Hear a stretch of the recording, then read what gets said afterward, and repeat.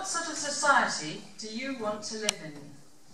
One which treats people justly and fairly and uses environmental resources sustainably so they're available to future generations? And a society in which people, rather than the wishes of large corporations, come first? That's the sort of society that I'd like to live in. We're facing two major crises. Firstly, if everyone in the world consumed natural resources at the same rate as we do, we would need 3 planet Earths. Our behaviour is not sustainable. Our children and grandchildren are likely to suffer from this, with more and more extreme weather events. Secondly, inequality is rising. The super-rich are seeing their wealth soaring, whilst average real wages are below what they were 5 years ago, and the poorest are seeing their benefits cut and are getting more and more into debt. Did you know that if the minimum wage had risen in line with the average CEO salary since 1999, it would now be nearly £19 an hour instead of £6.70? Inequality is not good, even for the rich. It makes for a less happy society with less trust, more crime and more health problems. So how do we tackle these issues? Some people are managing to live very green lives.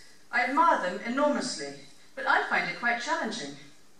How can I make the time to work out which of the things in the shops have been grown, manufactured and shipped using as few resources as possible? And then what about the people who can't afford these choices? I do not believe that we can simply encourage people to live a green lifestyle without changing anything else. It just won't work. Thinking about inequality, we're dealing with the symptoms. Many people do a fantastic job helping less fortunate people with charity. Well, this is great, but wouldn't it be preferable to live in a society in which people didn't need to depend on charity for their basic needs? The Green Party has policies to tackle these issues fundamentally, not just their symptoms. We want to change the rules and incentives for this to happen. This means reassessing taxes, subsidies and the provision of public services to encourage people to make greener choices by making these choices obvious, easy and affordable. Now, I'd like to talk about the economy. When it goes badly, it affects millions of people. Through no fault of their own, people lose their jobs and sometimes even their homes. We're told to make the economy work, we need the deficit to be reduced. Otherwise, our children will be burdened with debt. Well, I don't agree. Let me explain. The national debt rises each year by the amount of the deficit. The government pays interest on the national debt. The UK has a national debt of about 81% of GDP, or national income, which is below the EU average, and far below the 200% of national income that it was in the 1950s. The amount the UK spends on interest is 3% of GDP, rather less than the average that it has been over the last 50 years, when it's often been over 4%. A rising national debt is clearly not sustainable in the long term, and the Green Party would run a surplus in the good times. But the Green Party does not agree with the main priority being to reduce the deficit now. The next thing we're told is that we need austerity to reduce the deficit. Well, this is also not true. You don't need to take my word for it. There are Nobel Prize-winning economists saying so, like Paul Krugman and Joseph Stiglitz, and Martin Wolf of the Financial Times. He's written, Britain's austerity is indefensible.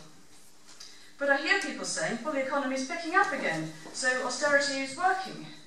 Well, the economy has picked up again, but not due to austerity. Firstly, it's picked up as there have not been large public spending cuts over the last 2 years, and this has been good for growth. However, the coalition is planning even more cuts over the next 5 years than the cuts they imposed last time. This is likely to stall the growth we've got, as it did in 2010 and 11.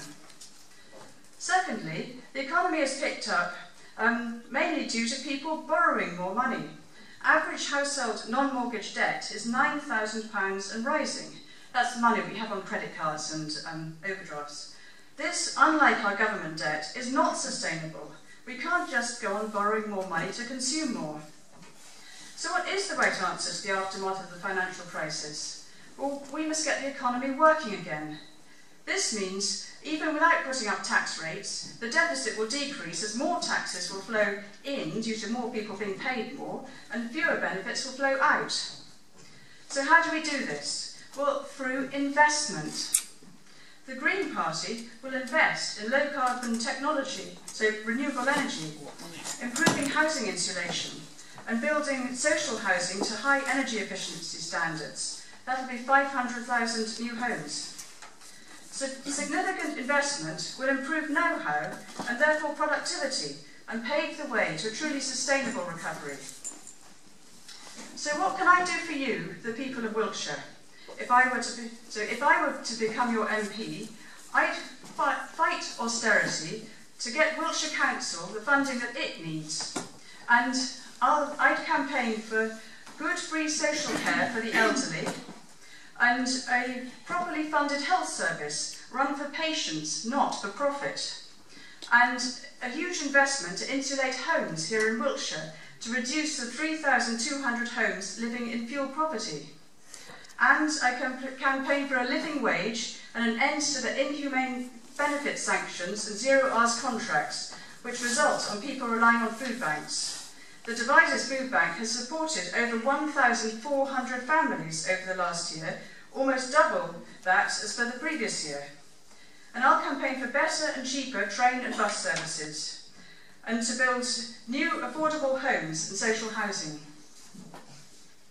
Now, some people ask me, what is the point of voting for the Green Party?